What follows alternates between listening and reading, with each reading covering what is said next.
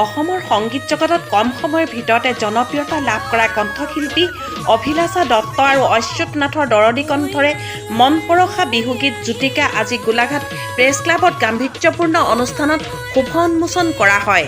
জ্যেষ্ঠ সাংবাদিক গোলাঘাট প্ৰেছ ক্লাবৰ কাৰ্যকৰী সভাপতি দিগন্ত কুমাৰ ভূঞাৰ সভাপতিত্বত অনুষ্ঠিত হোৱা উন্মোচনী অনুষ্ঠানত লোকসংগীতৰ সাধক বিশিষ্ট শাস্ত্ৰীয় শিল্পী ৰুমি শইকীয়া মুখ্য অতিথি হিচাপে উপস্থিত থাকি গীতটি শুভ উন্মোচন কৰে। সত্ৰীয়া সাংস্কৃতিক সাধক জিতেন কাকতি আধৰা অনুষ্ঠানত বিশিষ্ট বিহু শিল্পী ঢোলৰোজা ৰঞ্জিত গগৈ, বিশিষ্ট সমাজকৰ্মী ৰিম্পী শইকীয়া, গোলাঘাট প্ৰেছ ক্লাবৰ সাধাৰণ সম্পাদক প্ৰবীণ কুমাৰ দাস, সাংস্কৃতিক কৰ্মী ৰেকিব শ্বাহ, পশ্চিম গোলাঘাট শাখা সাহিত্য সভাৰ সম্পাদক স্বাগতা বৰা, সত্ৰীয়া নৃত্যৰ প্ৰশিক্ষক কাশ্মীৰী হাজৰিকা, সাংস্কৃতিক কৰ্মী ভাস্কৰ বৰা, সাংবাদিক চন্দন কৰ্মকাৰ, দীপক শইকীয়া, ৰাজীৱ কৰ্মকাৰ, বাবুল শইকীয়া, নৱকুমাৰ বৰ্মন, পল্লৱিকা বৰুৱা আদিয়ে বিশিষ্ট অতিথি হিচাপে উপস্থিত থাকে। গীতটিৰ কথা আৰু সুৰ ৰঞ্জিত গগৈৰ, গীতটিৰ ব্যৱস্থাপনা আৰু প্ৰযোজনা মৃদুল দত্তৰ।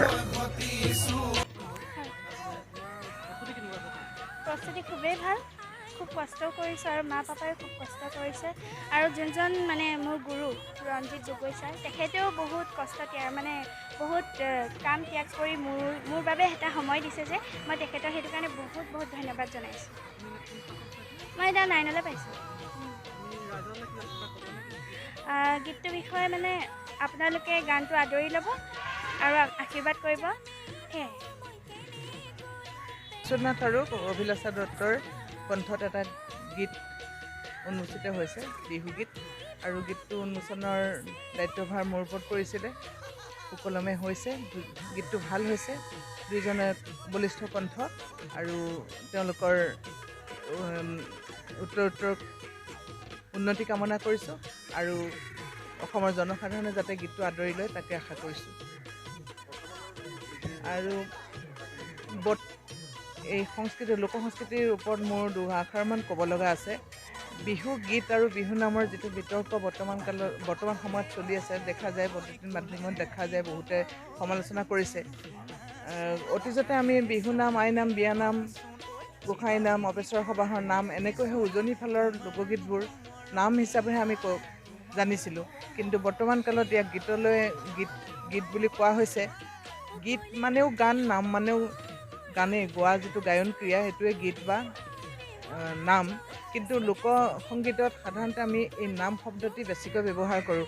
কিন্তু আৰু দেখা যায় নামনি অসমৰ ফালে কিন্তু নামৰ সলনি গীতহে, যেনে চিয়া গীত, বিয়া গীত এনেকৈ গীত বুলি কোৱা দেখা যায়।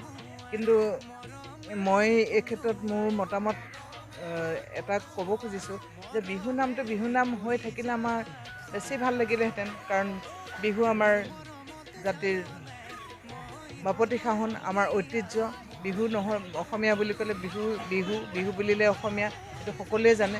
গতিকে নাম হৈ থাকিলে বেছি ভাল লাগিলেহেঁতেন। আৰু পুৰণিৰ যিবিলাক বিহু নামৰ সুৰৰ পৰম্পৰা আছিলে, এইবিলাক প্ৰায় হেৰাই যাবলৈ লৈছে। আৰু এই নামৰ সুৰবোৰ যদি উদ্ধাৰ কৰি যিসকলে এই ক্ষেত্ৰত কাম কৰি আছে, তেওঁলোকে যদি অলপমান এই ক্ষেত্ৰত মনোনিৱেশ কৰে ভাল হয় বুলি মই ভাবিছোঁ। পুৰণি সুৰবোৰ উদ্ধাৰ কৰি সেইখিনি সজাই পৰাই যদি আকৌ নতুন প্ৰজন্মৰ মাজলৈ ভৱিষ্যতৰ কাৰণে আমি সংৰক্ষণ কৰিব পাৰোঁ। আজিকালি সংৰক্ষণৰ সুবিধা বহুত হৈছে, আমাৰ দিনত এইবিলাক একো নাছিল তেনেকুৱা বিশেষ। গতিকে এইখিনি যদি যিখিনিয়ে এই সংস্কৃতিৰ দিশত কাম কৰি আছে, তেওঁলোকে যদি এইখিনিৰ ওপৰত অলপমান গুৰুত্ব আৰোপ কৰে, মই ভাবোঁ আমাৰ ঐতিহ্য বাচি থাকিব, পুৰণা সুৰবোৰ আকৌ উদ্ধাৰ হ'ব বুলি আশা ৰাখিছোঁ। মই আশা কৰিব পাৰি, আৰু এই ক্ষেত্ৰত সকলোৰে দায়িত্ব আছে বুলি মই ভাবোঁ। গোলাঘাট শাখা সাহিত্য সভা আৰু গোলাঘাট প্ৰেছ ক্লাবে মই এই সন্দৰ্ভত যি দুআষাৰ কৈছিলোঁ, তেখেতসকলে মোক এটা কথা দিছে, মোক কৈছে যে এই গীতবোৰ যদি সুৰবোৰ উদ্ধাৰ কৰি ৰেকৰ্ড কৰা বা সংৰক্ষণ কৰাৰ ব্যৱস্থা কৰা হয় আৰু নতুন প্ৰজন্মৰ মাজলৈ আগবঢ়াই দিব পৰা যায়, তেতিয়াহ'লে তেখেতসকলে মোৰ এই ক্ষেত্ৰত সহায় কৰিব বুলি তেখেতসকলে কথা দিছে মই এইটো কাৰণেও তেখেতসকলে ধন্যবাদ জনাইছোঁ আৰু মই খুব ভাল পাইছোঁ কথাষাৰ শুনি পেলাই গতিকে আমাৰ সংস্কৃতি জীয়াই ৰখাটো আমি জাতি জীয়াই ৰখাটো বহুত জৰুৰী হৈ পৰিছে কাৰণ এটা জাতিৰ পৰিচয় হ'ল সংস্কৃতি আৰু জাতিৰ মেৰুদণ্ড স্বৰূপ